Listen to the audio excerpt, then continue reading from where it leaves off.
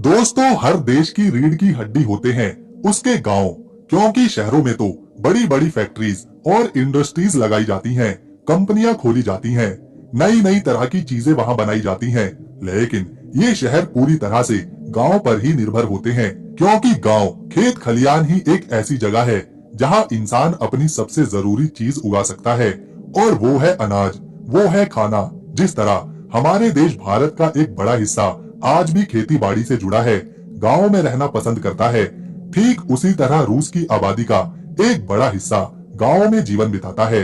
आज हम जानेंगे और देखेंगे रूस के कुछ बहुत ही सुंदर गाँव को, वहाँ के लोगों के जीवन को। गाँव की स्थापना 8वीं सदी में करी गई थी, जो शुरुआत में एक ग्रामीण क्षेत्र हुआ करता था, लेकिन 4 सदी बीतने के बाद यानी कि 12वीं शताब्दी में यहाँ विकास होना शुरू हुआ।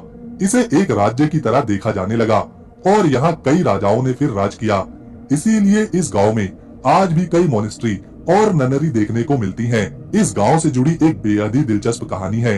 जब 15वीं शताब्दी में यहाँ राजा इवान राज कर रहे थे, तो उनकी पत्नी थी मारिया, जो कि 20 साल की थी। लेकिन राजा और रानी को संतान नहीं मिल पा रही थी, जिस वजह से राजा इवान काफी दुखी थे और वो अपनी पत्नी को तलाक भी नहीं दे सकते थे, क्योंकि उस समय तलाक देना रूस में एक सामान्य बात नहीं थी। तलाक देने का कोई नियम या कानून नहीं था। अब राजा इवान ने फैसला किया कि वो अपनी पत्नी को तलाक देंगे, जिसके लिए उन्होंने नए नियम और कानून बनाए। उस समय उन्होंने इस गांव सुजदल में एक ननरी बनवाई, जो कि महिलाओं का एक आश्रम था, और एक मोनेस्ट्री बनवाई, जो पुरुषों का आश्रम था। उन्होंने अपनी पत्नी को उस ननरी में भेज दिया और खुद उस मोनेस्ट्री में चले गए। कुछ साल बीतने के बाद दोनों अलग हो गए और फिर राजा ने दूसरी शादी करी, एक ऐसी रानी से जिससे उन्हें न केवल संतान मिली, बल्कि उनकी सेना भी मजबूत हुई। आज भी ये मोनेस्ट्री और ननरी आप इस गांव सुजदल में देख सकते हैं। ये पूरा गांव 5.2 स्क्वायर किलोमीटर के एरिया में फैला हुआ है, जिसमें लगभग 12,000 से लेकर 14,000 लोग रहते हैं। यहाँ के लोग अपना जीवन बहुत ही शांत तरीके से बिताते हैं। इन्हें ज्यादा दिखावा करना बिल्कुल भी पसंद नहीं। जब भी गांव में कुछ काम करवाना होता है, या कोई समारोह होता है, या फिर किसी की शादी होती है, तो पूरा गांव एक साथ जमा होता है और जश्न मनाता है। ज्यादातर लोग खेती करते हैं, अनाज की, सब्जियों की और खासतौर पर फूलों की। इसके अलावा गांव के लोगों की बाहर से आने वाले टूरिस्टों से भी कमाई होती है, क्योंकि ये गांव कई ऐतिहासिक स्थलों के साथ प्रकृति की गोद में बसा है और अपने अंदर कई कहानियां समेटे हुआ है। बारिश के मौसम को छोड़कर यहाँ टूरिस्ट आते ही रहते हैं। जब इस गांव में सर्दी का मौसम शुरू होता है, तो पूरा गांव सफेद बर्फ की चादर से ढक जाता है, जो देखने में और भी ज्यादा सुंदर लगता है। लेकिन इससे गांव के लोगों का जीवन थोड़ा प्रभावित होता है। ये है रूस का एक और बेहद ही सुंदर। रूस और जॉर्जिया देश के बॉर्डर पर बसा है। ये पूरा इलाका कॉकेकस के पहाड़ों और पर्वतों से घिरा हुआ है। यहाँ चारों तरफ पहाड़ देखने को मिलते हैं, बड़े बड़े घास के मैदान नजर आते हैं। इन्हीं मैदानों पर, पहाड़ों पर यहाँ घर बने हैं, जो एक दूसरे से थोड़ी दूरी पर हैं। ये गांव चारों तरफ से हरा भरा दिखाई देता है। खासतौर पर गर्मियों के मौसम में गांव के लोग खेती बाड़ी तो करते ही हैं, साथ में यहाँ के जीवन का मुख्य आय का स्रोत पशुपालन से होता है। पहाड़ों पर खेती करना मैदान के मुकाबले मुश्किल है, इसीलिए पशुपालन को यहाँ ज्यादा बड़े पैमाने पर किया जाता है। गाँव के लोग बड़ी संख्या में घास उगाते हैं। यहाँ हर एक किसान के पास 10 से ज्यादा गाय होती हैं। इसके अलावा ये भेड़े रखते हैं और मुर्गियां भी पालते हैं, क्योंकि रशिया दुनिया का सबसे बड़ा देश है, जिसके बॉर्डर कई देशों से लगते हैं और ऐसी जगह पर आबादी ज्यादा नहीं है। जो लोग इस गांव में रहते हैं, उनके पास जगह की कोई कमी नहीं। इनके पास बड़े बड़े खेत हैं, घर हैं और पशुपालन करने के लिए बड़ी जमीन भी। सुबह होते ही गांव के लोग अपने पशुओं को, गाय को और भेड़ों को घास के मैदानों में ले जाकर छोड़ देते हैं, ताकि पशु हरी घास, पत्तियां और पौष्टिक खाना खा सके, ताकि इनके पशु स्वस्थ रहें और ज्यादा से ज्यादा दूध दें। इन्हीं खेतों में इन्होंने चारा रखने के लिए झोपड़ियां भी बनाई हुई हैं।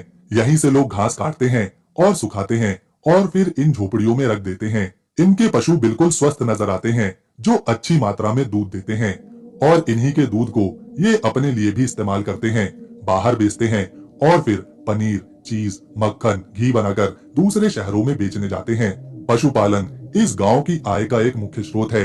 ये गांव प्राकृतिक रूप से तो बहुत सुंदर है ही, साथ में यहाँ आपको झरने भी देखने को मिलते हैं, झीलें नजर आती हैं और प्रकृति की शांति का एक अलग अनुभव होता है। हालांकि ये लोग चाहे तो शहरों में जाकर बस सकते हैं, लेकिन इन्हें अपने खेतों से, जानवरों से, गांव से बहुत प्यार है और ये यहीं पर जन्म लेते हैं और फिर पूरा जीवन इसी गांव में इसी तरह बिताते हैं। इसी वजह से इनकी औसतन जिंदा रहने की उम्र शहरों के मुकाबले काफी ज्यादा है। आमतौर पर रशिया के गांव में बसे लोग 85 से 90 साल तक आराम से जीते हैं। ये है रशिया का एक और बहुत ही सुंदर गांव जिसका नाम है व्यात्सुकोए, जो कि शहर से लगभग 35 किलोमीटर दूर है। इस गांव के किनारे एक नदी बहती है जिसका नाम है ओक्टोनका। यहाँ की प्राकृतिक सुंदरता देखने लायक है। इस गांव में 18वीं और 19वीं शताब्दी की लगभग 50 से भी ज्यादा ऐतिहासिक इमारतें देखने को मिलती हैं, जो अभी भी अच्छी हालत में हैं। इन इमारतों में कई इमारतें किसानों से जुड़ी हैं, जैसे उनके घर और टैवर्न। ये गांव इतना सुंदर है कि हर साल इसे देखने 30,000 टूरिस्ट यहाँ आते हैं, जिसमें लोकल रशियन तो होते ही हैं, साथ में विदेशी सैलानी भी। गांव में काफी सारे म्यूजियम हैं, एक रेस्टोरेंट म्यूजियम भी है, सिनेमा है और कॉन्सर्ट हॉल भी है। 21वीं शताब्दी की शुरुआत में ये गांव ऐसा बिल्कुल भी नहीं दिखता था। यहाँ सड़कों की हालत खराब थी, पुराने चर्च की दीवारें चटक रही थी, लेकिन फिर गांव के कुछ युवाओं ने मिलकर यहाँ की स्थिति को सुधारने का फैसला किया और साल 2008 तक ये पूरा गांव व्यात्सकोए पूरी तरह से बदल गया और आज ये गांव रशिया के सबसे खूबसूरत गांव में गिना जाता है। यहाँ की आबादी सिर्फ 1500 लोगों की है, लेकिन यहाँ टूरिस्ट 30,000 आते हैं। गांव के लोग खेती करते हैं और जब उन्हें समय मिलता है तो वो टूरिस्टों को पूरा गांव दिखाते हैं, जिससे उनकी अलग से कमाई होती है। इस गांव में कूड़ा ढूंढने से भी नहीं मिलता। यहाँ कई इमारतें हैं जो बहुत ही सुंदर हैं। गांव में बिजली है, पानी है, पक्की सड़कें हैं और जरूरत की सारी चीजें मिल जाती हैं। आपको यहाँ जाने पर बिल्कुल भी महसूस नहीं होगा कि ये कोई गांव है, लेकिन यहाँ की सुंदरता, शांति और स्वच्छता आपका दिल जीत लेगी। ये है रशिया के कुछ सबसे ठंडे इलाकों में बसे एक गांव का नजारा, जो कि कुस्बास क्षेत्र में आता है। क्योंकि ये इलाका रशिया के साइबेरिया प्रांत में है, तो यहाँ साल के ज्यादातर दिनों में बर्फबारी ही होती रहती है। यहाँ का तापमान माइनस में रहता है। सर्दियों के मौसम में इस क्षेत्र में बर्फीले तूफान आते हैं, तेज हवाएं चलती हैं, जिससे जीवन और ज्यादा मुश्किल हो जाता है। गांव के लोग सर्दियों से बचने के लिए पास के जंगलों से लकड़ियां लाते हैं, उन्हें काटते हैं और जमा करके रखते हैं। ये काम इनकी दिनचर्या का एक अहम हिस्सा है। क्योंकि बर्फबारी इतनी ज्यादा होती है तो यहाँ खेती के लिए जमीन मौजूद नहीं है।